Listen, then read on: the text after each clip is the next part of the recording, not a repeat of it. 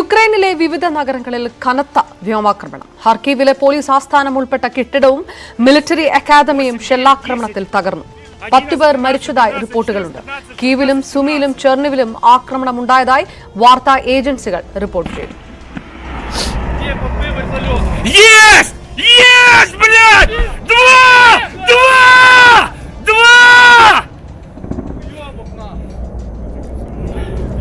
Сбили, сука! 1, 2, 3, 4, 5, 6, 7, 8, 9, 10, 11, 12, 13, 14, 15, 16, 17.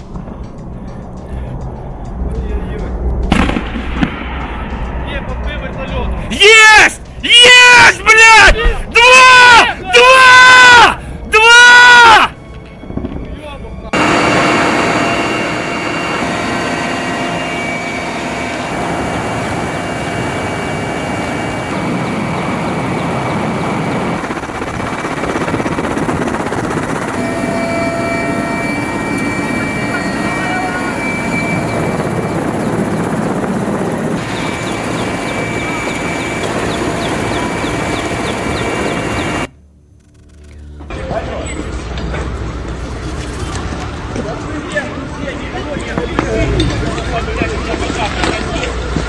Це жах.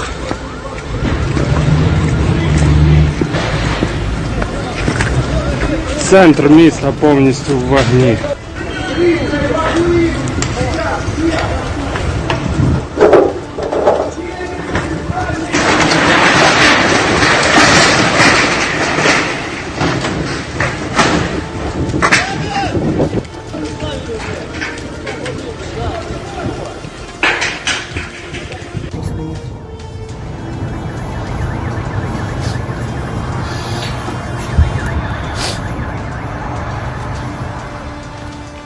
വിവിധ ദിശകളിൽ കടന്നു കയറാനുള്ള ശ്രമം പരാജയപ്പെട്ടപ്പോഴാണ് ജനവാസ കേന്ദ്രങ്ങളിലേക്ക് ആക്രമണം അഴിച്ചുവിടുന്നതെന്ന് യുക്രൈൻ ആരോപിച്ചു. ശക്തമായി ചെറുത്തു നിൽക്കുന്നുവെന്നും യുക്രൈൻ അവകാശപ്പെട്ടു.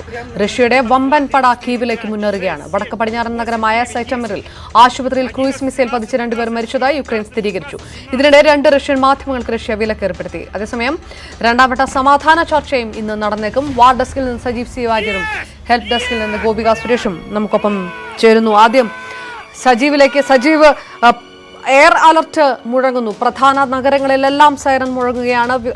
പ്രധാനപ്പെട്ട ജനവാസ കേന്ദ്രങ്ങളിൽ, പ്രധാനപ്പെട്ട നഗരങ്ങളിലെല്ലാം വ്യോമാക്രമണം ശക്തമാക്കിക്കൊണ്ട് റഷ്യ മറ്റൊരു നീക്കത്തിലേക്ക് അല്ലെങ്കിൽ വേറൊരു യുദ്ധരീതിയിലേക്ക് കടക്കുന്നു എന്നുള്ള റിപ്പോർട്ടുകൾ ഒരു വശത്ത് വരുന്നു. അങ്ങനെ ഒരു പ്രകോപനപരമായ ഒരു നീക്കത്തിലേക്ക് കടക്കാനുണ്ടായ സാഹചര്യം എന്താണ്?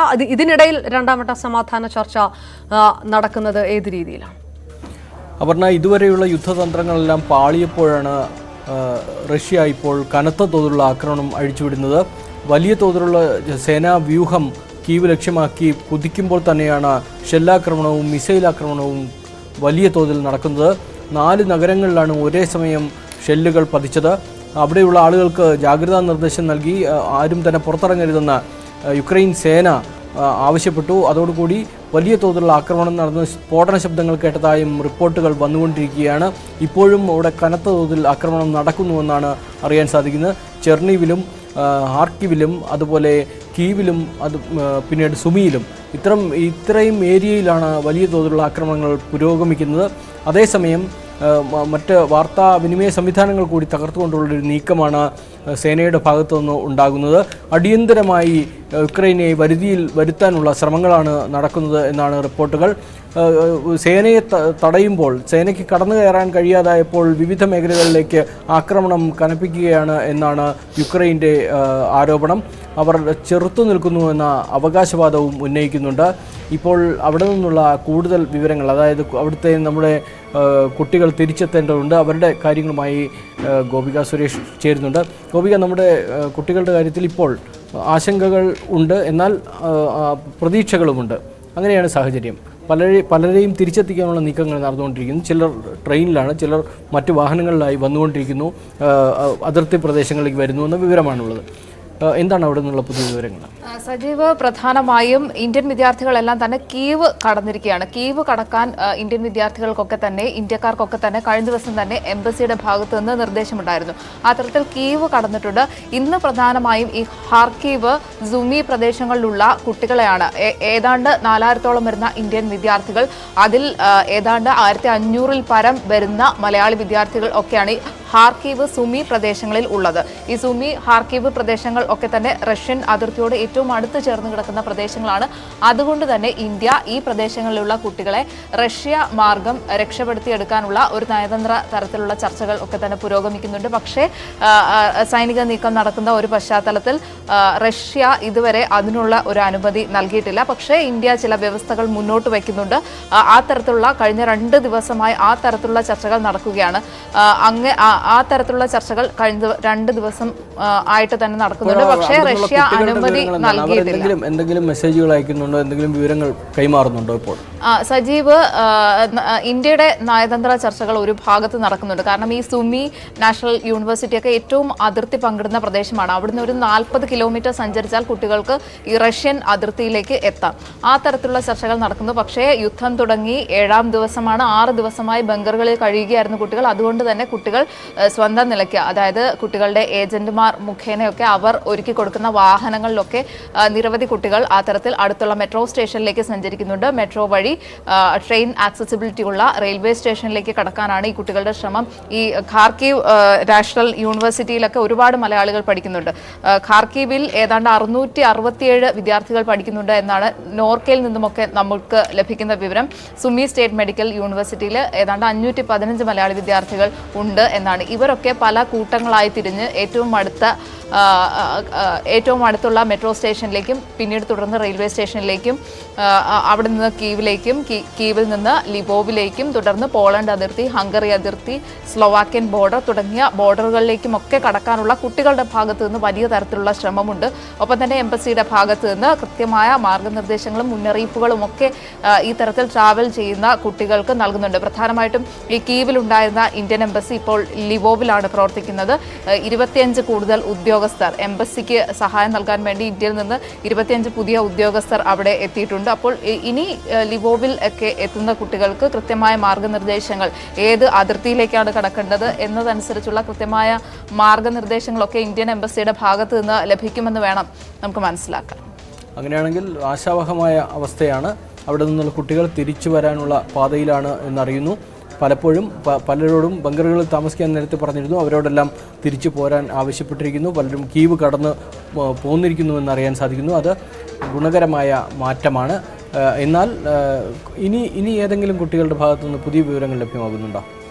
സജീവ്, ഒരുപാട് കുട്ടികൾ, ഞാൻ നേരത്തെ പറഞ്ഞല്ലോ, ഈ എംബസിയുടെ മാർഗനിർദ്ദേശം അനുസരിച്ച് പ്രവർത്തിക്കുന്ന കുട്ടികളുണ്ട്. പക്ഷേ സ്വന്തം നിലയിൽ ഏജന്റുമാർ പറയുന്നതനുസരിച്ച്, കാരണം യുദ്ധം തുടങ്ങി 7-ാം ദിവസമാണ്, 6 ദിവസം ബങ്കറുകളിൽ കഴിഞ്ഞു, ഭക്ഷണമില്ല, വെള്ളമില്ല, ഇനി അവിടെ തുടരാൻ പറ്റാത്തൊരവസ്ഥയൊക്കെ ഉണ്ട്. അതുകൊണ്ട് തന്നെ കുട്ടികൾ ഈ കർഫ്യൂ ഒക്കെ നീങ്ങിയ ഒരു സാഹചര്യമാണ് ഈ സുമി, ഖാർക്കീവ് മേഖലകളിലൊക്കെ ഉള്ളത്. ഇപ്പോൾ യുക്രൈനിയൻ സമയം 9:36 സമയം. അപ്പോൾ അവിടെ കർഫ്യൂ ഇല്ല.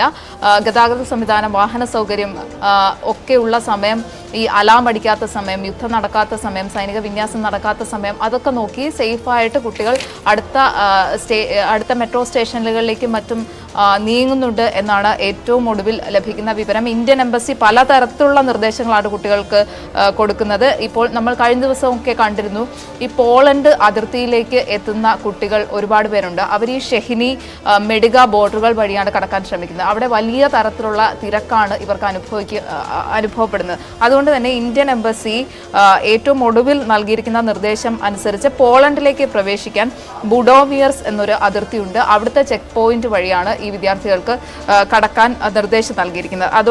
അതുപോലെ തന്നെ ഈ ലിവോവ്, ടെർണോപ്പിൽ മേഖലകളിൽ ഉള്ളവർ ഈ ഒരു ഭാഗത്തിലേക്ക് സഞ്ചരിക്കണം. അപ്പോൾ വലിയ തിരക്കുണ്ടാവില്ല എന്നല്ല, മറ്റു ഫോറിനേഴ്സ് അടക്കം പല രാജ്യങ്ങളിലേക്ക് കടക്കാൻ ശ്രമിക്കുന്ന ഒരു സാഹചര്യമുണ്ട്. എല്ലാ മെട്രോ സ്റ്റേഷനിലും എല്ലാ അതിർത്തികളിലും വലിയ തരത്തിലുള്ള തിരക്കാണ്. പക്ഷേ ഇന്ത്യൻ എംബസി ഇത്തരത്തിലുള്ള നിർദ്ദേശങ്ങൾ കൊടുക്കുന്നു. കേന്ദ്രമന്ത്രിമാർ അടക്കമുള്ള സംഘം അവിടെ ഏകോപനത്തിന് പോകുന്നു. അങ്ങനെയുള്ള സാഹചര്യം ഒക്കെ ഉണ്ട്. വ്യോമസേന പുരോഗമിക്കുന്നു എന്നാണ്. തീർച്ചയായും ഈ വ്യോമസേനയുടെ C-17 എയർക്രാഫ്റ്റ് അടക്കമുള്ള സംവിധാനങ്ങൾ ഇന്ത്യ ഉപയോഗപ്പെടുത്തുന്നു. ഓപ്പറേഷൻ ഗംഗ വഴി ഏതാണ്ട് നമ്മുടെ 20,000-ഓളം പേർ അവിടെ ഉള്ളതിൽ 14,000-ഓളം പേരെ നമുക്ക് സുരക്ഷിതമായ മേഖലകളിലേക്ക്, ഇന്ത്യയിലേക്ക് എത്തിക്കാൻ സാധിച്ചില്ലെങ്കിലും സുരക്ഷിതമായ മേഖലകളിലേക്ക് 14,000-ഓളം പേരെ മാറ്റാൻ സാധിച്ചിട്ടുണ്ട്. ഇനി ബാക്കിയുള്ളത് 8,000-ഓളം പേരാണ്. ഇതിൽ 4,000-ഓളം പേര് സുമി, ഖാർക്കീവ് മേഖലകളിൽ ഉള്ളതാണ്. 2,500-ഓളം പേരെയാണ് നിലവിൽ, ഏകദേശം ഒരു കണക്ക് വെച്ചിട്ട് 2,500-ഓളം പേരെയാണ് നിലവിൽ നമുക്ക് ഇന്ത്യയിലേക്ക് എത്തിക്കാൻ കഴിഞ്ഞിട്ടുള്ളത്. ഇന്നലെ വരെയുള്ള കണക്ക് വെച്ചിട്ട് ഒരു 180-ലധികം കുട്ടികൾ എത്തിയിട്ടുണ്ട്. ഇന്ന് 180-ലധികം മലയാളി കുട്ടികൾ എത്തുന്നുണ്ട് എന്നുള്ള ആശാവഹമായ വാർത്തയാണ് ഏറ്റവും ഒടുവിൽ നമുക്ക് പങ്കുവയ്ക്കാനുള്ളത്. നന്ദി ഗോപിക. ഇത്തരത്തിൽ പുതിയ വാർത്തകൾ വരുന്നുണ്ട്. കൂടുതൽ ആളുകൾ ഇങ്ങോട്ട് എത്തിക്കൊണ്ടിരിക്കുന്നു എന്ന വിവരമുണ്ട്. അതേസമയം ചില നഗരങ്ങളിൽ വലിയ തോതിലുള്ള ആക്രമണം നടക്കുന്നുവെന്ന വിവരവും വരുന്നുണ്ട്. അവർ സജീവ് സി വാര്യരും ഒപ്പം ഗോപിക സുരേഷും രണ്ടാം വട്ട സമാധാന ചർച്ച ഒരു വശത്ത് നടക്കുമ്പോഴാണ് വ്യോമാക്രമണം കടുപ്പിച്ചുകൊണ്ട് ജനവാസ കേന്ദ്രങ്ങളിൽ, ജനവാസ നഗരങ്ങളിലേക്ക് വ്യോമാക്രമണം റഷ്യ ശക്തമാക്കുന്നതിന് വാർത്തകൾ വരുന്നത്. എയർ അലർട്ട് പ്രഖ്യാപിച്ചിരിക്കുകയാണ് മിക്ക നഗരങ്ങളിലും.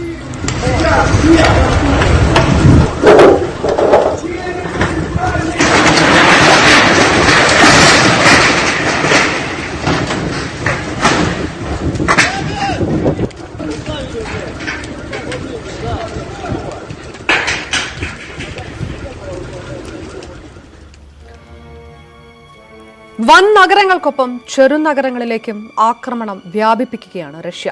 നൂറുകണക്കിന് ആളുകളും നിരവധി വാസസ്ഥലങ്ങളും തകർന്നു. രണ്ടാമത്തെ വലിയ നഗരമായ ഹാർക്കിവിൽ റഷ്യൻ പാരാട്രൂപ്പ് പറന്നിറങ്ങി അധീശത്വം പ്രഖ്യാപിച്ചു. നിരവധി പൗരന്മാർ ഇവിടെ ബോംബിങ്ങിൽ കൊല്ലപ്പെട്ടതായാണ് റിപ്പോർട്ടുകൾ. ചെറുനഗരമായ മെഴ്സണിലും സേന പ്രവേശിച്ചു. 64 കിലോമീറ്റർ നീളമുള്ള റഷ്യൻ സൈനിക ലോങ് മാർച്ച് കീവിന്റെ 26 കിലോമീറ്റർ അടുത്ത് നിലയുറപ്പിച്ചു. തലസ്ഥാനത്തെ ടെലിവിഷൻ ടവർ റഷ്യൻ മിസൈലിൽ തകർന്നു. യുക്രൈന്റെ വടക്കൻ അതിർത്തിയിലേക്ക് ബെലാറൂസ് കൂടുതൽ സൈന്യത്തെ നീക്കി. 8, 9, 10, 11, 12, 13, 14, 15, 16, 17.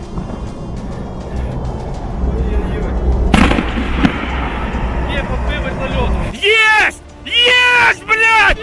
Два!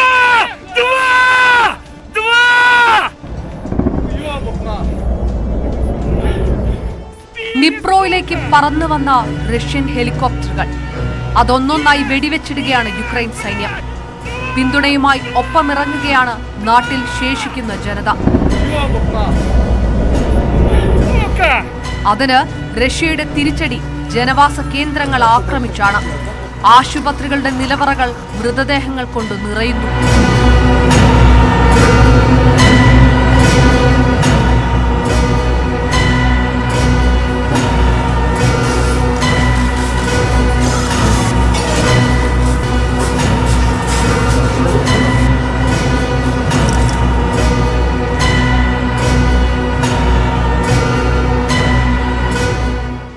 രണ്ടാമത്തെ വലിയ നഗരമായ ഹാർക്കിവിൽ റഷ്യൻ പാരാട്രൂപ്പ് അംഗങ്ങൾ പറന്നിറങ്ങി. ഇന്നലെ ഭരണകേന്ദ്രമായ ഫ്രീഡം ടവർ തകർത്തതിന് പിന്നാലെയാണ് ഇന്നത്തെ അധീശത്വ പ്രഖ്യാപനം. യുക്രൈൻ സൈന്യവും ഇത് സ്ഥിരീകരിച്ചു.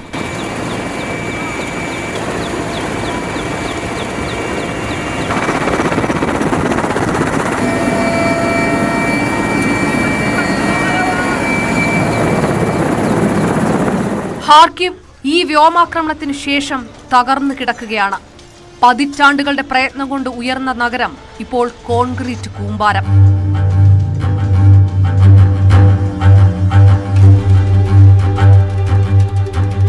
റഷ്യയുടെ RT ടെലിവിഷൻ യൂറോപ്പ് വിലക്കിയപ്പോൾ കീവിന്റെ ടെലിവിഷൻ ടവർ തകർത്തായിരുന്നു റഷ്യയുടെ തിരിച്ചടി.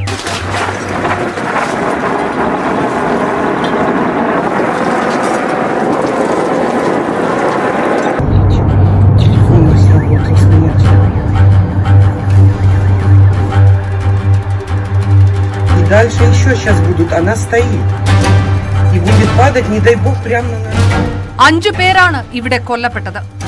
ചെറുനഗരങ്ങളിൽ കൂടി വ്യോമാക്രമണം ആരംഭിച്ച ദിവസമാണിന്ന്. സിറ്റോമിറിലെ ബോംബാക്രമണത്തിൽ നിന്ന് കത്തുകയാണ് വീടുകൾ. തീയണയ്ക്കാൻ അഗ്നിരക്ഷാ സേനകൾക്കൊന്നും ഫലപ്രദമായി എത്താൻ പോലും കഴിയുന്നില്ല. В этом доме есть человек, вот в этом доме. Аккуратно, тушите эту хуйню, что ты надо. Давай.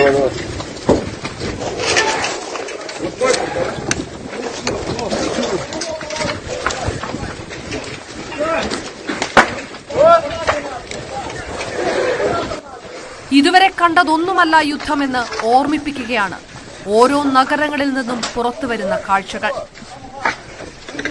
വാർ ഡെസ്ക്, ന്യൂസ് 18. ഒരിക്കലും യുദ്ധം നേരിടേണ്ടി വരില്ല എന്ന യൂറോപ്പിന്റെ ആത്മാഭിമാനമാണ് വ്ളാഡിമിർ പുടിൻ തകർത്ത് കളഞ്ഞത്. ലോക പോലീസ് എന്ന അമേരിക്കയുടെ അപ്രമാദിത്വമാണ് ചോദ്യം ചെയ്യപ്പെടുന്നത്. സൈനിക നടപടിക്കില്ല എന്ന് ആവർത്തിക്കുമ്പോഴും റൊമാനിയയുമായി ചേർന്ന് ഫ്രാൻസ് ആണവായുധ വാഹിനികൾ ഉപയോഗിച്ച് പരിശീലനം പ്രഖ്യാപിച്ചു.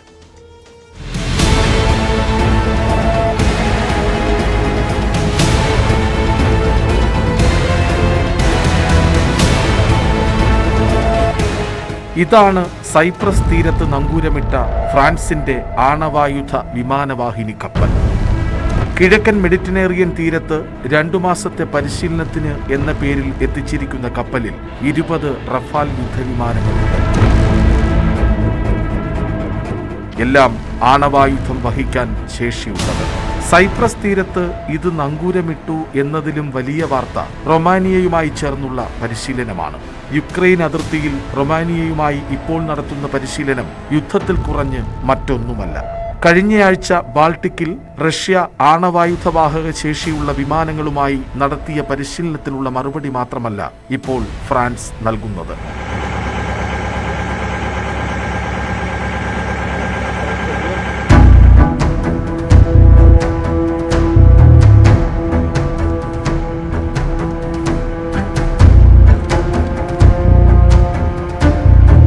പോളണ്ടിൽ അമേരിക്ക തുറന്ന പുതിയ സൈനിക ക്യാമ്പിന്റെ ദൃശ്യങ്ങൾ ഇന്നലെ പുറത്തുവന്നെങ്കിൽ ഇന്ന് ജർമ്മനിയിൽ നിന്നാണ് കാഴ്ച. യൂറോപ്പിനൊപ്പം അമേരിക്ക സൈനികമായി സജ്ജമായി കഴിഞ്ഞു എന്ന് തെളിയിക്കുകയാണ് ഈ ദൃശ്യങ്ങൾ. അമേരിക്കൻ സൈനികർ വൻതോതിൽ ജർമ്മനിയിൽ വന്നിറങ്ങുന്നതിന്റെ ഈ ദൃശ്യങ്ങൾ മാത്രമല്ല യുദ്ധനീക്കങ്ങളിൽ ഉള്ളത്. റൊമേനിയയിലേക്ക് പുറപ്പെട്ട ബെൽജിയൻ സംഘവുമുണ്ട്.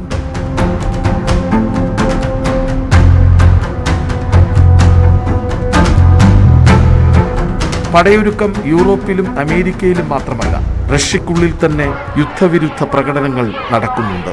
അവരെ നിർദാക്ഷിണ്യം ബലം പ്രയോഗിച്ച് കൊണ്ടുപോവുകയാണ് റഷ്യൻ പോലീസ്.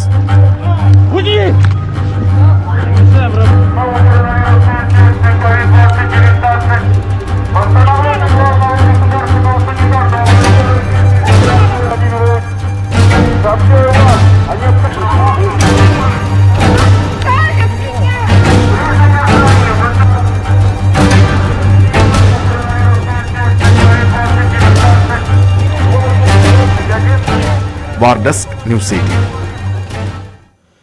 റഷ്യയെ നേരിടാൻ നെറ്റോ സർവ്വസജ്ജമെന്ന് അമേരിക്കൻ പ്രസിഡന്റ് ജോ ബൈഡൻ. സ്വേച്ഛാധിപത്യത്തിനുമേൽ സ്വാതന്ത്ര്യത്തിന്റെ വിജയം ഉടനുണ്ടാകും. ഐക്യരാഷ്ട്ര സംഘടനയുടെ പൊതുസഭ റഷ്യക്കെതിരായ പ്രമേയം ഇന്ന് വോട്ടിനുണ്ട്.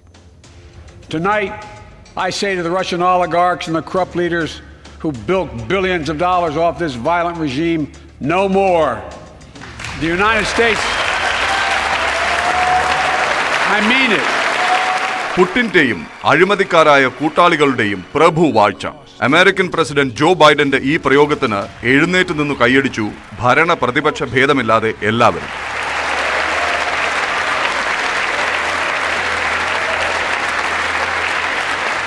അമേരിക്കൻ പ്രസിഡന്റ് റൂസ്വെൽറ്റ് ഹിറ്റ്ലറെ പോലും ഇത്ര കടുത്ത ഭാഷയിൽ വിമർശിച്ചതായി രേഖകളില്ല. റഷ്യയുടെ കണക്കുകൂട്ടലുകളെല്ലാം തെറ്റി.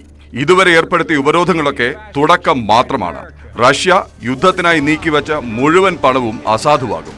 യുദ്ധത്തിനിറങ്ങുമോ എന്ന ചോദ്യത്തിന് നേരിട്ടൊരു ഉത്തരം പ്രസംഗത്തിലും ബൈഡൻ പറഞ്ഞില്ല. നേറ്റോ സഖ്യകക്ഷികളുടെ ഓരോ ഇഞ്ച് സ്ഥലവും സംരക്ഷിക്കാൻ അമേരിക്ക ഇറങ്ങുമെന്നാണ് കോൺഗ്രസിനോടുള്ള പ്രഖ്യാപനം. റഷ്യ യൂറോപ്പിനെ ആക്രമിക്കാത്തിടത്തോളം ഇടപെടില്ലെന്നും വ്യാഖ്യാനിക്കാം. യുക്രൈനെ നേറ്റോ അംഗമാക്കി തിരിച്ചടിക്കുമെന്നും പറയാം. അതിന് സൂചനയായി ഒരു വാചകം കൂടി ബൈഡൻ പറഞ്ഞു. പുടിൻ കരുതിയത് നേറ്റോ ഇടപെടില്ല എന്നാണ്. അദ്ദേഹത്തിന് തെറ്റി. ഞങ്ങൾ തയ്യാറാണ്.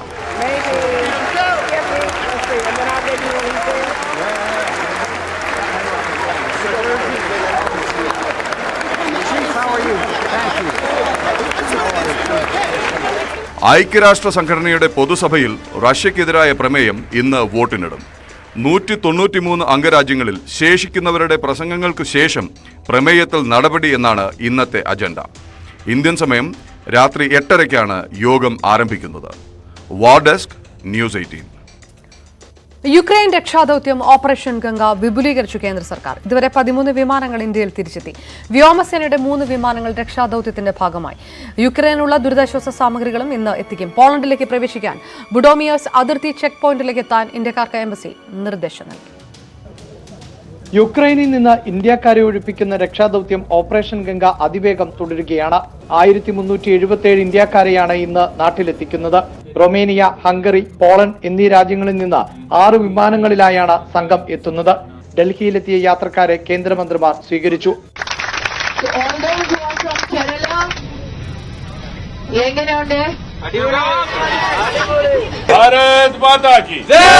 വൈകുന്നേരം 4-ന് പുറപ്പെടുന്ന എയർ ഏഷ്യയുടെ ചാർട്ടേഡ് ഫ്ലൈറ്റിൽ മലയാളി വിദ്യാർത്ഥികളെ ഡൽഹിയിൽ നിന്നും കൊച്ചിയിലെത്തിക്കുമെന്ന് റെസിഡന്റ് കമ്മീഷണർ സൗരഭ് ജെയിൻ പറഞ്ഞു. കേരളത്തിലെത്തിയ വിദ്യാർത്ഥികൾ നാട്ടിൽ തിരിച്ചെത്തിയതിന്റെ ആശ്വാസം പങ്കുവച്ചു. നമ്മുടെ ഒത്തിരി ഫ്രണ്ട്സ് കീവിലും ഖാർക്കീവിലൊക്കെ ആയിട്ട് ഒത്തിരി പേര് അവിടെ അകപ്പെട്ട് കിടക്കുന്നു.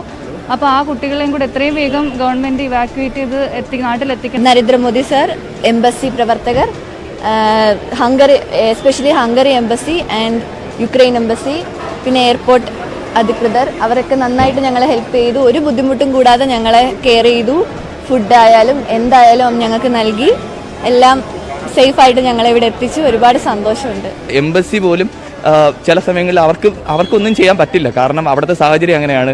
അടുത്ത 2-3 ദിവസങ്ങളായിട്ട് കൂടുതലായിട്ട് ഗവൺമെന്റ് ഫ്ലൈറ്റുകൾ ഏർപ്പാടാക്കുന്നുണ്ട്. അപ്പോൾ അതിന്റെ ഇതായിട്ട് എല്ലാവരും വന്നുകൊണ്ടിരിക്കുന്നുണ്ട്. അപ്പോൾ എത്രയും വേഗം തന്നെ എല്ലാവരും നാട്ടിലെത്തിച്ചേരുമെന്ന് പ്രതീക്ഷിക്കുന്നു. അടുത്ത 3 ദിവസത്തിനുള്ളിൽ 26 വിമാനങ്ങൾ യുക്രൈനിലേക്ക് സർവീസ് നടത്തുമെന്ന് വിദേശകാര്യമന്ത്രി എസ് ജയശങ്കർ അറിയിച്ചു. വ്യോമസേനയുടെ 3 C-17 വിമാനങ്ങളും ദൌത്യത്തിന്റെ ഭാഗമായി.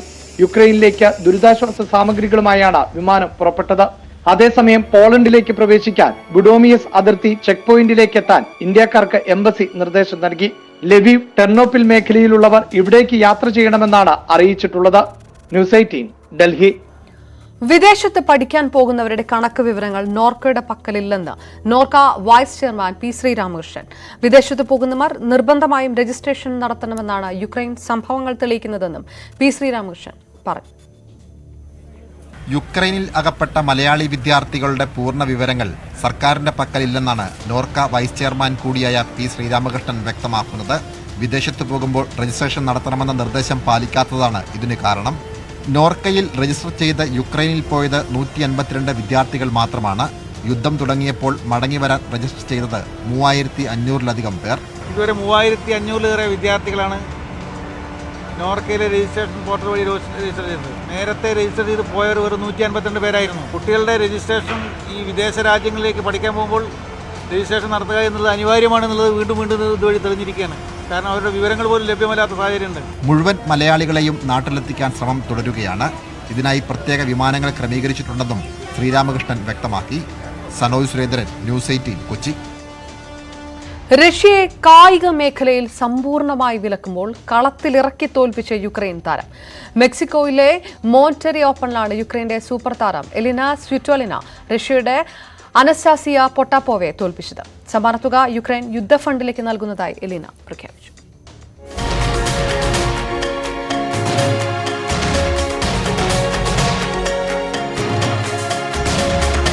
യുക്രൈൻ പതാകയുടെ നിറങ്ങളിലുള്ള വസ്ത്രങ്ങളുമായി എലീന സ്വിറ്റോലിന വന്നു നിന്നു. ലോക 3-ാം നമ്പർ വരെ ഉയർന്ന താരമാണ് എലീനയെങ്കിൽ മറുവശത്ത് റഷ്യയുടെ യുവ സെൻസേഷനാണ് 20 വയസ്സു മാത്രം പിന്നിട്ട അനസ്റ്റാസിയ പൊട്ടോപ്പോവ.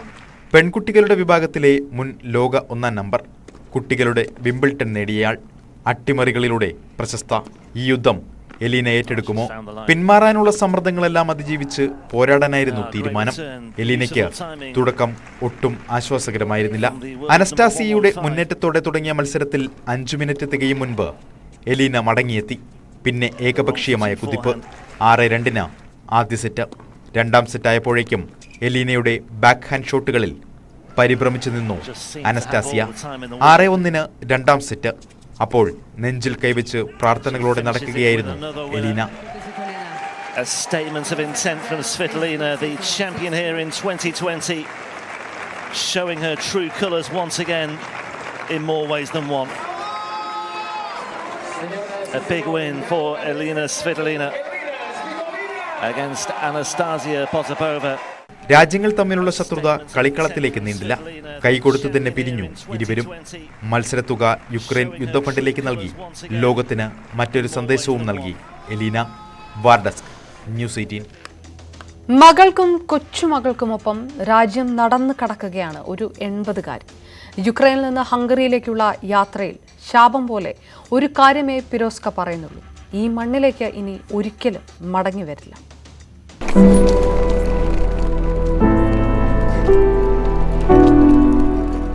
ഇവർ 3 സ്ത്രീകളാണ്. നാട് തന്നെ ഉപേക്ഷിച്ചു പോവുകയാണ്. പിരോസ്ക ബസ്കയും മകളും കൊച്ചുമകളും. 1942 യുക്രൈനിലെ ചെമൂനിനിൽ ജനിച്ചതാണ്. 80 കടന്നു. ഇനിയൊരു മടക്കമുണ്ടാകുമോ?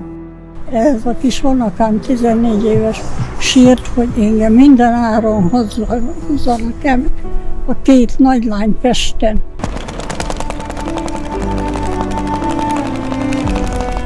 ഇനി എന്ത് തരുമെന്ന് പറഞ്ഞാലും വരില്ല.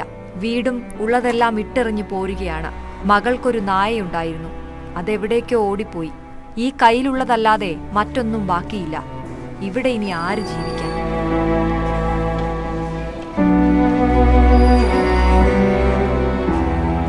മകൾ തയ്യൽക്കാരിയാണ്. കൊച്ചുമകൾ ഹൈസ്കൂൾ വിദ്യാർത്ഥിനിയും. ഹംഗറിയുടെ തലസ്ഥാനമായ ബുഡാപെസ്റ്റാണ് ലക്ഷ്യം. 2 കൊച്ചുമക്കൾ അവിടെയുണ്ട്. അവരുടെ പരിമിത സൗകര്യങ്ങളിലേക്ക് ചെന്ന് കയറുകയാണ് ഈ കുടുംബം.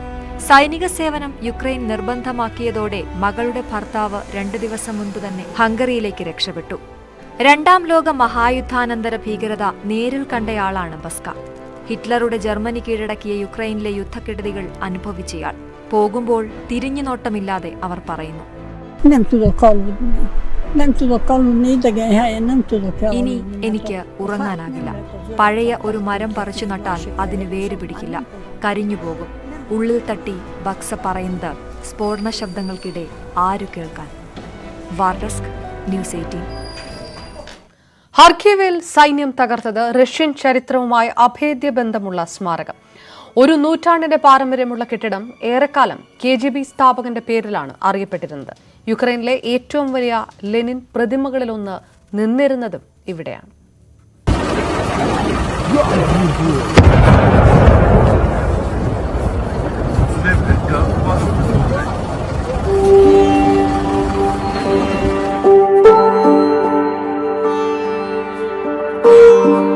ഇതൊരു മുന്നറിയിപ്പാണ്. ചരിത്രബോധവും മനുഷ്യത്വവുമില്ലാത്ത അക്രമി സംഘമാണ് കടന്നുവരുന്നത് എന്നതിന്റെ തെളിവ്. ഇപ്പോഴിത് ഖാർക്കിവിലെ ഭരണസിലാ കേന്ദ്രമായിരുന്നുവെങ്കിലും പതിറ്റാണ്ടുകൾക്ക് മുൻപ് വരെ അറിയപ്പെട്ടിരുന്നത് സെർഷിൻസ്കി മൈതാൻ എന്നാണ്. റഷ്യൻ ദൗത്യത്തിന് സഹായം തേടിയുള്ള ഇന്ത്യയുടെ ആവശ്യം പരിഗണിക്കുന്നുവെന്ന് റഷ്യ. കുടുങ്ങിക്കിടക്കുന്ന ഇന്ത്യക്കാർക്കായി അധികാരികളുമായി ബന്ധപ്പെട്ട് വരികയാണെന്നും റഷ്യൻ സ്ഥാനപതി അറിയിച്ചു. വിവരങ്ങളുമായി KP അഭിലാഷ് ചേരുന്നു. അഭിലാഷ്, റഷ്യൻ അതിർത്തി വഴി ഇന്ത്യൻ വിദ്യാർത്ഥികളെ നാട്ടിലെത്തിക്കാൻ കഴിയുമോ എന്നുള്ള കാര്യമായിരുന്നു നേരത്തെ നോക്കിക്കൊണ്ടിരുന്നത്. കാരണം യുക്രൈനിൽ പല ഭാഗത്തും അതിർത്തിയിലെത്താനുള്ള വിദ്യാർത്ഥികളുടെ ബുദ്ധിമുട്ട് നേരത്തെ തന്നെ അഡ്രസ് ചെയ്യപ്പെട്ടതുകൊണ്ട് അപ്പോൾ ആ രീതിയിൽ ഒരു പ്രതീക്ഷയ്ക്ക് വഴി തുറക്കുന്നു എന്നാണോ മനസ്സിലാക്കേണ്ടത്? അപർണ, സംഘർഷം ആരംഭിച്ചപ്പോൾ മുതൽ ഇന്ത്യ റഷ്യയോട് തുടർച്ചയായി ആവശ്യപ്പെടുന്ന ഒന്നാണ് ഇന്ത്യക്കാരെ ഒഴിപ്പിക്കുന്നതിന് വേണ്ടി റഷ്യൻ അതിർത്തിയിലൂടെ റഷ്യയിലേക്ക് പ്രവേശിക്കാൻ അനുമതി നൽകണം എന്നുള്ളത്. എന്നാൽ അതിനെ അനുഭാവപൂർണമായി പരിഗണിക്കുന്നു എന്നതിനപ്പുറത്ത് റഷ്യയുടെ ഭാഗത്ത് നിന്ന് ഒരു നടപടിയും ഉണ്ടായില്ല. ഇതേ തുടർന്നാണ് ഖാർക്കീവ്, കിവ്, അതുപോലെ സുമി ഉൾപ്പെടെയുള്ള പ്രദേശങ്ങളിലെ ആളുകൾക്ക് ഒഴിഞ്ഞു പോകാൻ സാധിക്കാത്തത്. മാത്രവുമല്ല, ഈ പ്രദേശത്തേക്ക് ആക്രമണം വ്യാപിപ്പിക്കുകയും അതിനെ തുടർന്ന് ഒരു ഇന്ത്യൻ വിദ്യാർത്ഥി കൊല്ലപ്പെടുകയും ചെയ്ത പശ്ചാത്തലമുണ്ടായി. ഇന്നലെ ഇന്ത്യ കടുത്ത ഭാഷയിൽ തന്നെ അതിർത്തി അറിയിക്കുകയും സ്ഥാനപതിയോട് ശക്തമായ ആവശ്യം ഉന്നയിക്കുകയും ചെയ്തിരുന്നു. ഇതിന്റെ അടിസ്ഥാനത്തിലാണ് ഇപ്പോൾ വിദ്യാർത്ഥികളെ ഒഴിപ്പിക്കുന്നതുമായി ബന്ധപ്പെട്ട ഇന്ത്യയുടെ അപേക്ഷ സജീവമായി പരിഗണിച്ചു വരികയാണ് എന്ന് ഇപ്പോൾ ഇന്ത്യയിലെ റഷ്യൻ സ്ഥാനപതി ഡെനിസ് അലിപ്പോവ് വ്യക്തമാക്കിയത്. പ്രത്യേകിച്ച് ഖാർക്കീവ്, അതോടൊപ്പം തന്നെ യുക്രൈനിലെ മറ്റ് കിഴക്കൻ മേഖലയിലെ കുടുങ്ങിയ ഇന്ത്യൻ വിദ്യാർത്ഥികളെ ഒഴിപ്പിക്കുക എന്നത് ശ്രമകരമായ ഒരു ദൗത്യമായി മാറുന്നുണ്ട്. നിലവിൽ ഇന്ത്യൻ ഒഴിപ്പിക്കലിന് പിന്തുണ നൽകിക്കൊണ്ടിരിക്കുന്ന 5 രാജ്യങ്ങളുടെ അതിർത്തിയിലേക്ക് ഇവരെ എത്തിക്കാൻ സാധിക്കുന്നില്ല. മാത്രവുമല്ല, മോസ്കോയിലെ ഇന്ത്യൻ എംബസി അധികൃതർ റഷ്യയും യുക്രൈനും അതിർത്തി പങ്കിടുന്ന പ്രദേശത്തേക്ക് നീങ്ങുകയും ചെയ്തിട്ടുള്ള ഒരു പശ്ചാത്തലമുണ്ട്. ഇത് ഈ ആക്രമണം തുടരുകയും ഖാർക്കീവ് ഉൾപ്പെടെയുള്ള പ്രദേശങ്ങളിൽ ഇന്ത്യക്കാർ കുടുങ്ങിക്കിടക്കുകയും അവർക്ക് പുറത്തേക്ക് ഇറങ്ങാൻ പറ്റാത്ത സാഹചര്യം ഉണ്ടാവുകയും ചെയ്ത പശ്ചാത്തലത്തിലാണ്.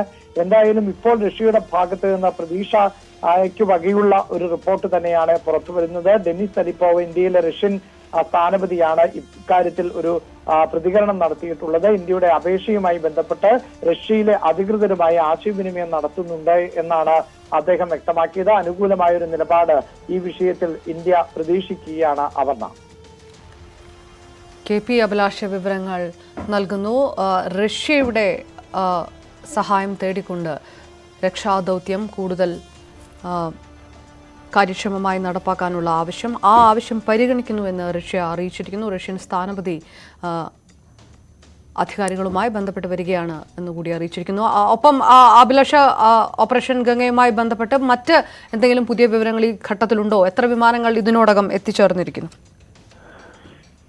നിലവിൽ 14 വിമാനങ്ങളാണ് രക്ഷാദൗത്യത്തിന്റെ ഭാഗമായി ഇന്ത്യയിലേക്ക് എത്തിയിട്ടുള്ളത്. ഇനിയും കൂടുതൽ വിമാനങ്ങൾ ഇന്ന് എത്തുകയും ചെയ്യും എന്നാണ് വിദേശകാര്യ മന്ത്രാലയം അറിയിച്ചിട്ടുള്ളത്. പ്രത്യേകിച്ച് രക്ഷാദൗത്യം അതിവേഗം പൂർത്തിയാക്കുവാനുള്ള എല്ലാ നടപടികളും സ്വീകരിച്ചു കഴിഞ്ഞു. ഇന്ന് ആകെ 1377 ഇന്ത്യക്കാരെയാണ് നാട്ടിൽ എത്തിക്കുന്നത്. റൊമേനിയ, ഹംഗറി, പോളണ്ട് എന്നീ രാജ്യങ്ങളിൽ നിന്ന് ആണ് ഇപ്പോൾ വിമാനങ്ങളിലായി സംഘം എത്തിക്കൊണ്ടിരിക്കുന്നത്.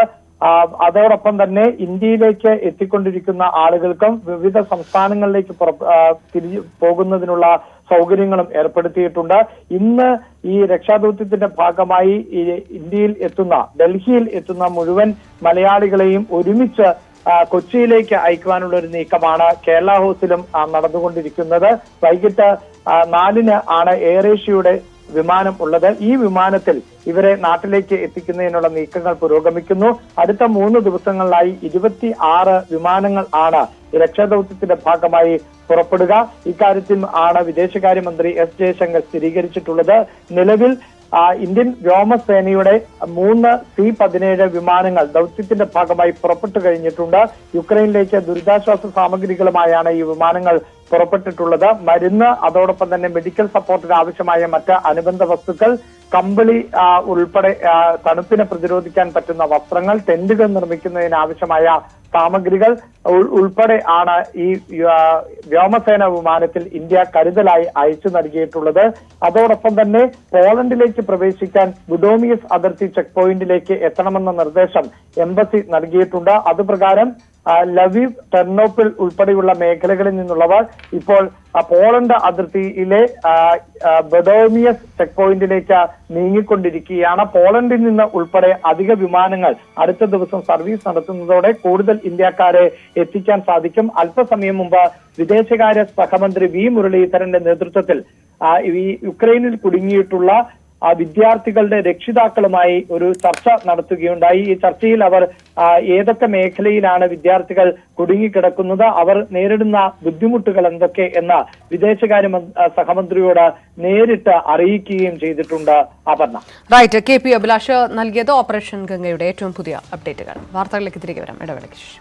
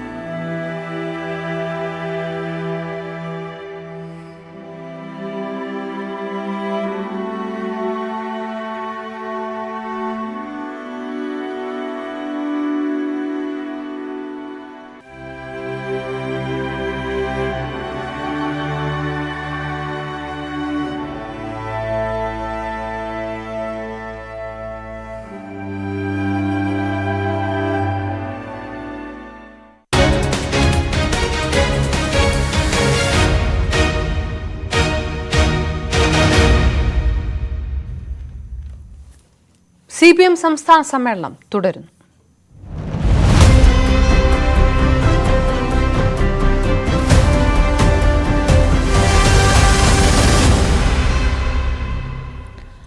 ഉന്നത വിദ്യാഭ്യാസ രംഗത്ത് സ്വകാര്യ നിക്ഷേപം സ്വാഗതം ചെയ്തും ട്രേഡ് യൂണിയൻ സംസ്കാരത്തിൽ മാറ്റം നിർദ്ദേശിച്ചും CPM. ട്രേഡ് യൂണിയനുകൾ സമീപനം തിരുത്തണമെന്ന് മുഖ്യമന്ത്രി പിണറായി വിജയൻ ആവശ്യപ്പെട്ടു.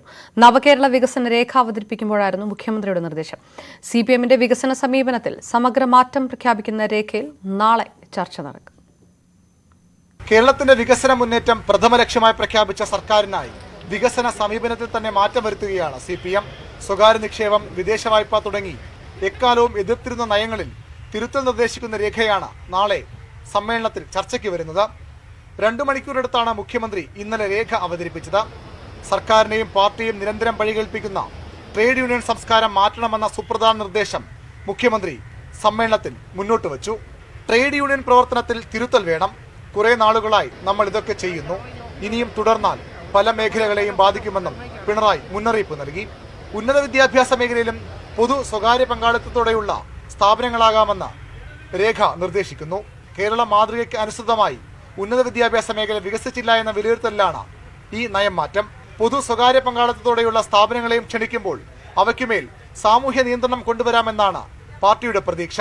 ഇതിനായി സാമൂഹ്യനീതി ഉറപ്പാക്കിയും നിർദ്ദിഷ്ട നിലവാര മാനദണ്ഡങ്ങൾ പാലിച്ചുമാണ് സ്ഥാപനങ്ങൾ പ്രവർത്തിക്കുന്നതെന്ന് ഉറപ്പാക്കാൻ നിരീക്ഷണ സംവിധാനവും രേഖ ഉറപ്പു നൽകുന്നു. സ്വാശ്രയ നയത്തെയും സ്വകാര്യ മൂലധനത്തെയും ശക്തമായി എതിർത്തിരുന്നവരാണ് CPM. അതിൻ്റെ പേരിൽ ചോരചിന്തി നടത്തിയ എണ്ണമറ്റ സമരങ്ങളുടെ ചരിത്രത്തെ മറവിയിലേക്ക് തള്ളിയാണ് സ്വകാര്യ നിക്ഷേപത്തിന് CPM ചെമ്പട്ട് വിരിക്കുന്നത്. അത്തരം സമരങ്ങളുടെ പേരിൽ കരുത്തു നേടിയ SFIയും DYFIയും ഈ മാറ്റത്തോട് എങ്ങനെ സമരസപ്പെടുമെന്ന ചോദ്യമാണ് ഉയരുന്നത്. സമ്മേളന നഗരിയിൽ നിന്നും അരുൺ പാലൂരിനൊപ്പം VV അരുൺ, ന്യൂസ് 18. പ്രാദേശിക വിഭാഗീയതയിൽ നടപടി മുന്നറിയിപ്പുമായി CPM. പാർട്ടി കോൺഗ്രസിന് ശേഷം അന്വേഷണ കമ്മീഷനുകൾ ഉണ്ടാകുമെന്ന് സംഘടനാ റിപ്പോർട്ട്. അതേസമയം പൊതുചർച്ചയിൽ അമ്പലപ്പുഴ തെരഞ്ഞെടുപ്പിന്റെ പേരിൽ G. സുധാകരനെതിരെ വിമർശനം ഉണ്ടാകില്ല. പാലക്കാട് ജില്ലയിൽ ചെർപ്പുളശ്ശേരി, കുഴൽമന്ദം, പുതുശ്ശേരി, ആലപ്പുഴയിൽ Harippad, Thakazhi, Mannar, Alappuzha north, south area കമ്മിറ്റികൾ കേന്ദ്രീകരിച്ച് സമ്മേളന കാലയളവിൽ വിഭാഗീയ പ്രവർത്തനം നടന്നതായാണ് CPM സംസ്ഥാന നേതൃത്വത്തിന്റെ വിലയിരുത്തൽ. ഇക്കാര്യങ്ങൾ പ്രവർത്തന റിപ്പോർട്ടിലും വ്യക്തമാക്കുന്നു. വിഭാഗീയത രൂക്ഷമായ കമ്മിറ്റികൾ കമ്മീഷന്റെ പരിശോധനയുണ്ടാകും. തനിക്ക് ചുറ്റും കേഡർമാരെ അണിനിരത്താൻ ചിലർ ശ്രമിക്കുന്നത് ശ്രദ്ധയിൽപ്പെട്ടിട്ടുണ്ടെന്ന് സംസ്ഥാന സെക്രട്ടറി കോടിയേരി ബാലകൃഷ്ണൻ തന്നെ സ്ഥിരീകരിച്ചിരുന്നു. അമ്പലപ്പുഴ വിഷയവും സുധാകരനെതിരെയുള്ള വിമർശനവും പൊതുചർച്ചയിൽ അവതരിപ്പിക്കേണ്ടെന്നാണ് ആലപ്പുഴ നേതൃത്വത്തിന്റെ തീരുമാനം. സംസ്ഥാന നേതൃത്വത്തിന്റെ കൂടെ ഇടപെടലിന്റെ അടിസ്ഥാനത്തിലാണ് ഇത്. പുത്തൻ നേതാക്കളെ കേന്ദ്രീകരിച്ച് വിഭാഗീയതയുടെ പുതിയ തുരുത്തുകൾ രൂപപ്പെടുന്നത് വളരെ ഗൌരവത്തോടെയാണ് നേതൃത്വം നോക്കിക്കാണുന്നത്. ഇക്കാര്യത്തിൽ വിട്ടുവീഴ്ചയില്ലാത്ത നിലപാടുമായി മുന്നോട്ടു പോകുമെന്ന് എറണാകുളം സമ്മേളനം ആഹ്വാനം ചെയ്യുന്നു. മറൈൻ ഡ്രൈവിലെ സമ്മേളന വേദിയിൽ നിന്നും ക്യാമറമാൻ പ്രശാന്ത് മംഗലശ്ശേരിക്കൊപ്പം ശരണ്യ സ്നേഹജൻ, ന്യൂസ് 18. CPM സംസ്ഥാന സമ്മേളനത്തിൽ സംഘടനാ റിപ്പോർട്ടിന്മേൽ ചർച്ച തുടരുന്നു. കണ്ണൂരിൽ നിന്നുള്ള CN ചന്ദ്രനാണ് ചർച്ചയിൽ ആദ്യം സംസാരിച്ചത്. സംഘടനാ റിപ്പോർട്ടിലെ ചർച്ചയ്ക്ക് നാളെ വൈകിട്ട് നേതൃത്വം മറുപടി പറയും.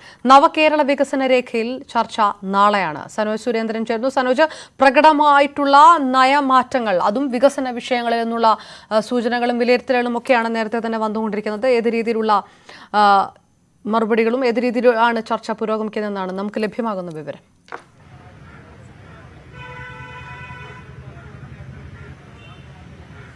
നയപരമായ മാറ്റത്തെ സംബന്ധിച്ചുള്ള നയരേഖയുമായി ബന്ധപ്പെട്ടുകൊണ്ടുള്ള ചർച്ചകൾ നാളെയാണ് നടക്കുക. എന്തായാലും ഇന്ന് ചർച്ച പുരോഗമിച്ചുകൊണ്ടിരിക്കുകയാണ്. ഇന്നലെ സംസ്ഥാന സെക്രട്ടറി കോടിയേരി ബാലകൃഷ്ണൻ അവതരിപ്പിച്ച സംഘടനാ റിപ്പോർട്ടിന്മേലുള്ള പൊതുചർച്ച ഇന്ന് ആരംഭിച്ചു. ഗ്രൂപ്പ് ചർച്ച ഇന്നലെ വൈകുന്നേരം വിവിധ ഡെലിഗേഷന്റെ നേതൃത്വത്തിൽ അവരവർ താമസിക്കുന്ന ഇടങ്ങളിലാണ് നടന്നത്. ഇതിന്റെ അടിസ്ഥാനത്തിലാണ് ഓരോ ഡെലിഗേഷനും ഈ പൊതുചർച്ചയിൽ പങ്കെടുക്കേണ്ട ആളുകളെ സംബന്ധിച്ചുള്ള ഒരു തീരുമാനത്തിലേക്ക് എത്തിയത്. ഇതിനെ തുടർന്നാണ് ഇന്ന് നടക്കുന്ന പൊതുചർച്ചയിൽ ഓരോ പ്രതിനിധികളും പങ്കെടുക്കുന്നത്. കണ്ണൂർ ജില്ലാ കമ്മിറ്റിയിൽ നിന്നുമുള്ള ആളായിരുന്നു സമ്മേളനത്തിൽ ആദ്യമായി ചർച്ചയിൽ പങ്കെടുത്തത്. ചർച്ച പുരോഗമിക്കുകയാണ്. എന്തായാലും ഇപ്പോൾ ഉച്ചഭക്ഷണത്തിന് വേണ്ടി സമ്മേളനം പിരിഞ്ഞിട്ടുണ്ട്. നേതാക്കളൊക്കെ തന്നെ ഉച്ചഭക്ഷണത്തിന് വേണ്ടി പോയിരിക്കുകയാണ്. ഇതിനുശേഷം ഇന്നത്തെ സംഘടനാ സമ്മേളനവുമായി ബന്ധപ്പെട്ടുള്ള കാര്യങ്ങൾ വ്യക്തമാക്കുന്നതിനായി CPMന്റെ സംസ്ഥാന സെക്രട്ടറി കോടിയേരി ബാലകൃഷ്ണൻ 2:30 മാധ്യമങ്ങളെ കാണുന്നുണ്ട്. എന്തായാലും നയപരമായ ചില വ്യതിയാനങ്ങളുമായി ബന്ധപ്പെട്ടുള്ള നയരേഖ ഇന്നലെ മുഖ്യമന്ത്രി സമ്മേളനത്തിൽ അവതരിപ്പിച്ചിരുന്നു. ഇതുമായി ബന്ധപ്പെട്ടുകൊണ്ടുള്ള പൊതുചർച്ചയും നാളെ ആരംഭിക്കും. ഇങ്ങനെയുള്ള ഒരു നടപടിക്രമങ്ങളാണ് ഇപ്പോൾ പുരോഗമിച്ചുകൊണ്ടിരിക്കുന്നത്. അപർണ. സനോജ് സുരേന്ദ്രൻ വിവരങ്ങൾ നൽകിയത് CPM സംസ്ഥാന സമ്മേളനത്തിന്റെ. തൊടുപുഴ കരിമണ്ണൂരിൽ മധ്യവയസ്കന് ക്രൂരമർദ്ദനം. കരിമണ്ണൂർ സ്വദേശി ജോസഫ് വെച്ചൂരിനാണ് മർദ്ദനമേറ്റത്.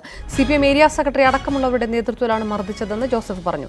ഇരുമ്പ് പൈപ്പ് കൊണ്ട് ജോസഫിന്റെ കൈയും കാലും അടിച്ചൊടിച്ചു. വിവരങ്ങളുമായി തൊടുപുഴയിൽ നിന്നും സാഗർ ചേർന്നു. സാഗർ, ഈ മർദ്ദനവുമായി ബന്ധപ്പെട്ട് മറ്റു വിവരങ്ങൾ എന്താണ്? ഇത് എങ്ങനെ, എന്തുകൊണ്ട് സംഭവിച്ചു എന്നുകൂടിയാണ് വിവരം.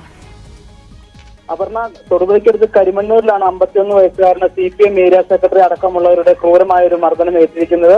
കരിമണ്ണൂർ സ്വദേശി ജോസഫ് വെച്ചൂരിനാണ് കരിമണ്ണൂർ ഏരിയ സെക്രട്ടറി TP സുമേഷിന്റെ നേതൃത്വത്തിലുള്ള സംഘം മർദ്ദിച്ചത്. ഫേസ്ബുക്കിൽ കമന്റ് ഇട്ടെന്ന് ആരോപിച്ചായിരുന്നു മർദ്ദനമെന്നാണ് ജോസഫ് പറയുന്നത്. ഇന്നലെ വൈകുന്നേരമായിരുന്നു ഇങ്ങനെ ഒരു സംഭവം നടന്നത്. ഹോട്ടൽ ജീവനക്കാരനായിരുന്ന ജോസഫ് ജോലി കഴിഞ്ഞിറങ്ങിയപ്പോൾ ഒരു സംഘം പിടിച്ചുവെച്ച് മർദ്ദിക്കുകയായിരുന്നു. ഇരുമ്പ് വടി കൊണ്ട് കൈയും കാലും അടിച്ചൊടിക്കുകയായിരുന്നു. പരിക്കേറ്റ ഇദ്ദേഹത്തിന് ഗുരുതര പരിക്കേറ്റിട്ടുണ്ട്. ഇദ്ദേഹം ഇപ്പോൾ തൊടുപുഴയിലുള്ള സ്വകാര്യ ആശുപത്രിയിൽ ചികിത്സ തേടിയിരിക്കുകയാണ്. മുൻ CPM പ്രവർത്തകൻ കൂടിയായ ജോസഫ് ഫേസ്ബുക്കിൽ ഒരു കമന്റ് ഇട്ടിരുന്നു. അതാണ് മർദ്ദനത്തിന് കാരണമായി പറയപ്പെടുന്നത്. കേരള കോൺഗ്രസ് എമ്മിന്റെ ഒരു പ്രാദേശിക തലത്തിലെ ഒരു ഭാരവാഹിയെ തെരഞ്ഞെടുത്ത ഒരു പോസ്റ്റിന് താഴെയാണ് ജോസഫ് കമന്റ് ഇട്ടത്. ഇത്തരത്തിലൊരു കമന്റ് ഇട്ടതാണ് മർദ്ദനത്തിന് കാരണമായി ജോസഫ് പറയുന്നത്. എന്തായാലും കൈക്കും കാലിനും ഇരുമ്പുപൊടി കൊണ്ട് പരിക്കേറ്റ ജോസഫ് ഇപ്പോൾ തൊടുപുഴയിലെ സ്വകാര്യ ആശുപത്രിയിൽ ചികിത്സയിലാണ്. മർദ്ദനത്തിന് മറ്റു കാരണങ്ങളുണ്ടോ എന്ന് പോലീസ് കേസെടുത്തിട്ടുണ്ട്. മർദ്ദനത്തിന് മറ്റു കാരണങ്ങളുണ്ടോ എന്ന് പോലീസ് പരിശോധിച്ചു വരികയാണ്. അപർണ, കരിമണ്ണൂരിൽ മധ്യവയസ്കന് നേരെ ക്രൂര മർദ്ദനം. പോലീസ് വിഷയങ്ങൾ പരിശോധിച്ചു വരുന്നു. ജോസഫ് വെച്ചൂരിനാണ് മർദ്ദനം ഏറ്റത്. കൊല്ലം വിസ്മയ കേസിൽ പ്രതിയും ഭർത്താവുമായ കിരൺ കുമാറിന് ജാമ്യം. സുപ്രീംകോടതിയാണ് പ്രതിക്ക് ജാമ്യം അനുവദിച്ചത്. ജസ്റ്റിസ് അഞ്ജയ് കിഷൻ കൌൾ, ജസ്റ്റിസ് MM സുന്ദരേഷ് എന്നിവരടങ്ങിയ ബെഞ്ചിന്റേതാണ് ഉത്തരവ്. 7 ദിവസത്തെ ജാമ്യത്തിലാണ് കിരൺ കോടതിയിൽ അപേക്ഷ നൽകിയിരുന്നത്. അപേക്ഷ പരിഗണിച്ച കോടതി കിരണിന് റെഗുലർ ജാമ്യം അനുവദിക്കുകയായിരുന്നു. ഇതോടെ വിചാരണ പൂർത്തിയായി. ശിക്ഷ വിധിച്ചാൽ മാത്രമേ ഇനി കിരണിന് ജയിലിൽ പോകേണ്ടതുള്ളൂ. പ്രതിക്ക് ജാമ്യം നൽകിയാൽ സാക്ഷികളെ സ്വാധീനിക്കുമെന്ന പ്രോസിക്യൂഷൻ വാദം കോടതി തള്ളി. പ്രധാന സാക്ഷികളുടെ വിചാരണ പൂർത്തിയായ സാഹചര്യത്തിൽ കൂടിയാണ് കോടതിയുടെ തീരുമാനം. തിരുവനന്തപുരത്ത് ഭർത്താവിനെ ഭാര്യ തലക്കടിച്ചു കൊന്നു. പാലോട് കുറുപുഴ വെമ്പിലായിരുന്നു കൊലപാതകം. വിദേശത്തു നിന്ന് അവധിക്കെത്തിയ 37-കാരൻ ഷിജുവാണ് കൊല്ലപ്പെട്ടത്. ഇന്നലെ രാത്രിയാണ് നാടിനെ നടുക്കിയ കൊലപാതകം നടന്നത്. വെമ്പ് സ്വദേശി ഷിജുവിനെ ഭാര്യ സൗമ്യ കല്ലും ടൈൽസും ഉപയോഗിച്ച് തലയ്ക്കടിച്ച് കൊലപ്പെടുത്തുകയായിരുന്നു. ഫോൺ ചെയ്തതിനെ ചൊല്ലിയുള്ള തർക്കമാണ് കൊലയിൽ കലാശിച്ചത്. 10 ദിവസം മുൻപ് ഷിജു ഗൾഫിൽ നിന്നും നാട്ടിലെത്തി. സൗമ്യ ഉൾപ്പെടെ മറ്റ് കുടുംബാംഗങ്ങൾ ഇന്നലെ രാത്രി സമീപത്തെ ക്ഷേത്രത്തിലേക്ക് പോയി. എന്നാൽ സൗമ്യ വേഗത്തിൽ വീട്ടിലേക്ക് മടങ്ങി. അടുക്കള ഭാഗത്ത് ഷിജു ഫോൺ ചെയ്തു നിന്നത് ചോദ്യം ചെയ്ത സൗമ്യ തർക്കത്തിനൊടുവിൽ ഭർത്താവിനെ തലക്കടിച്ചു. കൊലപാതക വിവരം സൗമ്യ തന്നെയാണ് ബന്ധുക്കളെ അറിയിച്ചത്. പോലീസ് എത്തി സൗമ്യയെ കൊണ്ടുപോയി. സൗമ്യ സ്റ്റേഷനിലും വളരെ അബ്നോർമൽ രീതിയിൽ പെരുമാറുകയാണ്. ഇത് മരണകാരണത്തിനെ കുറിച്ച് പോലീസ് കൂടുതലായിട്ട് അന്വേഷിക്കുന്നു. എന്താണ് ഈ ഭർത്താവിനെ തലക്കടിച്ച് ഇത്രയും വളരെ ക്രൂരമായിട്ട് കൊലപ്പെടുത്താനുള്ള കാര്യത്തെക്കുറിച്ചൊക്കെ ഇനി തുടർന്നുള്ള അന്വേഷണത്തിലും മറ്റും അറിയാൻ പറ്റുള്ളൂ. ഇപ്പോൾ ഭാര്യ നമുക്ക് ശരിക്കും പറഞ്ഞാൽ അങ്ങനെ ഒരു ചോദ്യം ചെയ്യാൻ തക്കവണ്ണ മാനസികാവസ്ഥയല്ല. എങ്കിലും പോലീസ് അന്വേഷണം കാര്യമായിട്ട് നടത്തുന്നുണ്ട്. സൗമ്യയ്ക്ക് മാനസികാസ്വാസ്ഥ്യമുണ്ടെന്ന് കരുതുന്നു. റൂറൽ SP സ്ഥലം സന്ദർശിച്ചു. SP-യുടെ സാന്നിധ്യത്തിൽ സൗമ്യയെ ചോദ്യം ചെയ്തു. ഇൻക്വസ്റ്റ് പൂർത്തിയാക്കി മൃതദേഹം മെഡിക്കൽ കോളേജ് ആശുപത്രി മോർച്ചറിയിലേക്ക് മാറ്റി. ന്യൂസ് 18 തിരുവനന്തപുരം. തിരുവനന്തപുരം ആറ്റിങ്ങലിൽ വാഹനാപകടത്തിൽ യുവാവ് മരിച്ചു. രാവിലെ കോരാണി 18-ാം മൈലിന് സമീപം ബൈക്കും ലോറിയുമാണ് കൂട്ടിയിടിച്ചത്. അപകടത്തിൽ തീപിടിച്ച് ഇരുവാഹനങ്ങളും കത്തിയമർ.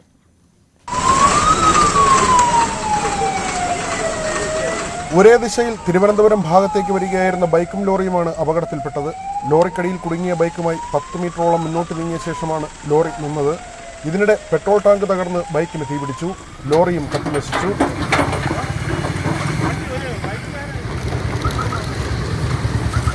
ഐലം സ്വദേശി വിശാലാണ് മരിച്ചത്. കൂടെ ഉണ്ടായിരുന്ന ആസിഫ് ഗുരുതര പരിക്കുകളോടെ തിരുവനന്തപുരത്തെ സ്വകാര്യ ആശുപത്രിയിൽ ചികിത്സയിലാണ്.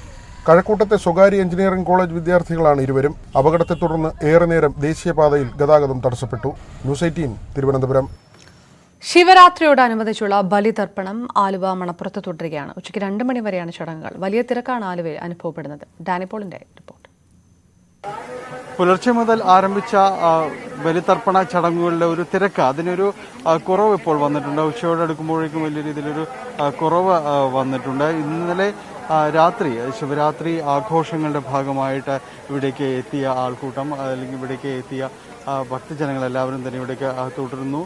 പിന്നീട് ഇന്ന് പുലർച്ചയോടുകൂടി കുംഭമാസത്തിലെ അമാവാസിയാണ് ബലിതർപ്പണ ചടങ്ങുകൾക്ക് വേണ്ടി അതിന് തുടക്കമിടുന്നത്. ഇന്ന് പുലർച്ചെ തന്നെ അതിൻ്റെ ഒരു ചടങ്ങുകളിലേക്ക് കടക്കുകയും ശിവരാത്രി ആഘോഷങ്ങൾക്ക് വേണ്ടി എത്തിയവരെല്ലാം തന്നെ ഇതിൽ ഭക്തജനങ്ങളടക്കമുള്ളവർ തന്നെയും ഉറക്കമൊഴിച്ചുകൊണ്ട് പിറ്റേന്ന് പുലർച്ചയിലേക്ക് പ്രവേശിക്കുകയും തുടർന്ന് ബലിതർപ്പണ ചടങ്ങുകളിലേക്ക് പങ്കെടുക്കുകയും ചെയ്തിരുന്നു. ആ ഒരു തിരക്ക് രാവിലെ മുതൽ തന്നെ പുലർച്ചെ മുതൽ തന്നെ വലിയ രീതിയിലുള്ളൊരു തിരക്ക് അനുഭവപ്പെട്ടിരുന്നു. ഇപ്പോഴത്തെ തിരക്ക് അതിൻ്റെ ഒരു കുറവിലേക്ക് വന്നിട്ടുണ്ട്. ഉച്ചയ്ക്ക് 2 മണി വരെയാണ് ഇതിൻ്റെ ഒരു ക്രമീകരിക്കപ്പെട്ടിരിക്കുന്ന ഒരു സമയം, അനുവദിച്ചിരിക്കുന്ന ഒരു സമയം എന്ന് പറയുന്നത്.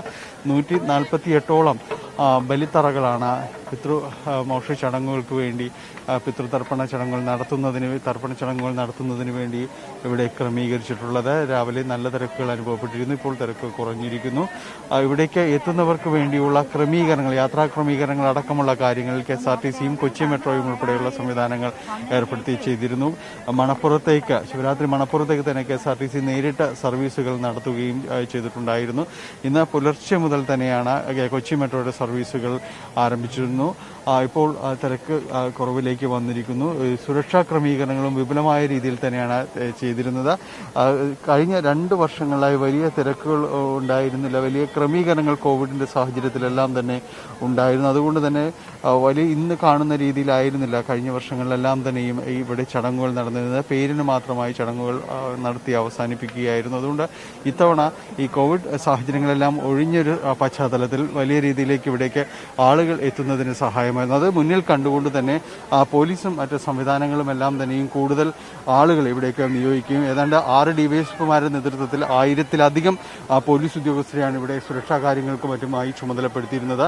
സ്കൂബ ഡൈവേഴ്സിനെ അടക്കം പ്രത്യേകിച്ച് ഇവിടെ സജ്ജീകരിച്ചിരുന്നു. സ്നാനഘട്ടങ്ങളോട് ചേർന്നുള്ള പിതൃതർപ്പണ ചടങ്ങുകളിൽ പങ്കെടുക്കുന്നവരുണ്ട്. അപ്പോൾ ആ സാഹചര്യങ്ങൾ മുൻനിർത്തിയുള്ള സുരക്ഷാ ക്രമീകരണങ്ങളും ഒരുക്കിയിരുന്നു.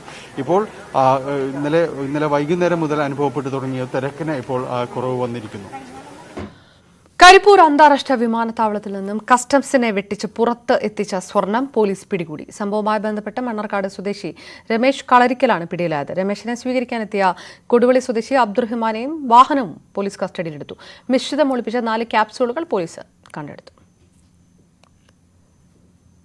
തെക്കൻ ബംഗാൾ ഉൾക്കടലിൽ രൂപം കൊണ്ട ന്യൂനമർദ്ദം അടുത്ത 24 മണിക്കൂറിനുള്ളിൽ കൂടുതൽ ശക്തി പ്രാപിക്കുമെന്ന് കാലാവസ്ഥാ നിരീക്ഷണ കേന്ദ്രം. വെള്ളിയാഴ്ചയോടെ ന്യൂനമർദ്ദം കൂടുതൽ ശക്തി പ്രാപിച്ച് അതിതീവ്ര ന്യൂനമർദ്ദമായി മാറിയേക്കും. തുടർന്ന് തമിഴ്നാട് തീരത്തേക്ക് നീങ്ങാൻ സാധ്യതയുണ്ടെന്നും കാലാവസ്ഥാ കേന്ദ്രം അറിയിച്ചു. ഇതിന്റെ ഫലമായി അടുത്ത ശനി, ഞായർ, തിങ്കൾ ദിവസങ്ങളിൽ കേരളത്തിൽ ശക്തമായ മഴയ്ക്ക് സാധ്യതയുണ്ടെന്നും അറിയിപ്പിൽ പറയും. ആഡംബര കപ്പലിലെ ലഹരിമരുന്ന് കേസിൽ ഷാറുഖ് ഖാന്റെ മകൻ ആര്യൻ ഖാനെതിരെ തെളിവില്ലെന്ന വാർത്തകൾ നിഷേധിച്ച് NCB. അന്വേഷണം പുരോഗമിച്ചുകൊണ്ടിരിക്കുകയാണ്. 1-ലധികം മൊഴികൾ രേഖപ്പെടുത്തി. ഇതുവരെ ഒരു നിഗമനത്തിലും എത്തിയിട്ടില്ലെന്നും തെളിവുകളില്ല എന്ന റിപ്പോർട്ടുകൾ തെറ്റാണെന്നും പ്രത്യേക അന്വേഷണ സംഘം മേധാവിയും NCB DGPയുമായ സഞ്ജയ് സിംഗ് പറഞ്ഞു. ആഡംബര കപ്പലിലെ ലഹരിമരുന്ന് കേസിൽ ആര്യൻ ഖാനെതിരെ തെളിവില്ല എന്ന് NCB പ്രത്യേക അന്വേഷണ സംഘം കണ്ടെത്തിയതായി ഇംഗ്ലീഷ് മാധ്യമങ്ങൾ നേരത്തെ റിപ്പോർട്ട് ചെയ്തിരുന്നു. വാർത്തയിൽ നിന്ന് പൂർണ്ണമാകുന്നു. അടുത്ത വാർത്താ ബുള്ളറ്റിൻ അല്പസമയത്തിന്. നമസ്കാരം.